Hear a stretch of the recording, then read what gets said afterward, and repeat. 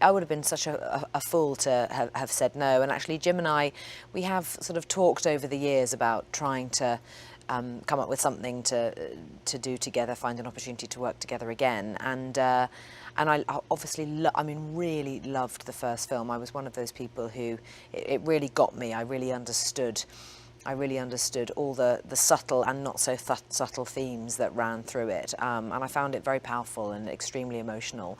And so I was just thrilled when he said, "Look, we've got to get you big and blue." And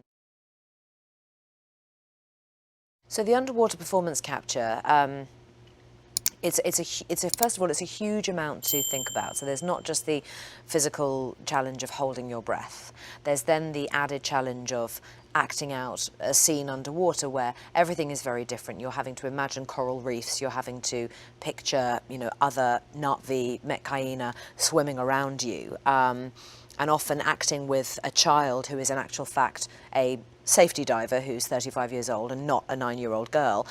So there's that sort of added element too. Then you have the challenge of your movements are very, very different underwater. So rather than sort of sculling all the time or desperately trying to kick your legs to sort of stay in one place, finding that serenity and that calm, that's another thing. So there's all of that to take care of first. Then you have a wetsuit with motion capture bobbles all over you. Then you have a helmet and an arm with a GoPro sat in the front of it.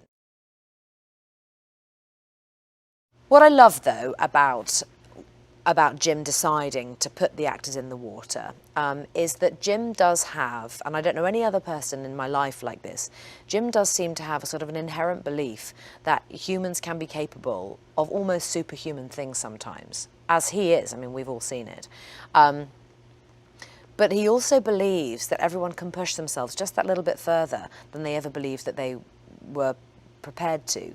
And I love seeing him encourage people to go that extra mile and try that new experience that they were afraid of or daunted by.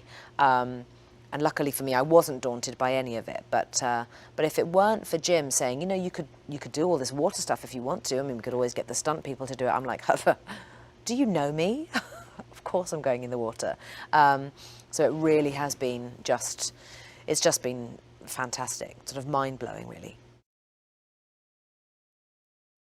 It is remarkable how much is being picked up in terms of your physical movements, and how, we walk in a particular way.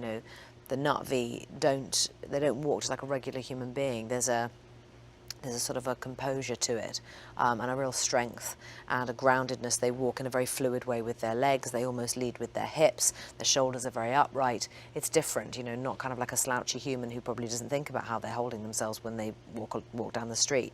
And the tiniest adjustments to that Na'vi gait, it's really, you see it immediately, the difference from one take to the next. I'd watch and I'd go, oh God, I forgot to do my walk. And then you correct it and it makes the most enormous difference to the character. So learning to appreciate the subtleties of movement has been really great, actually. Yeah, really interesting.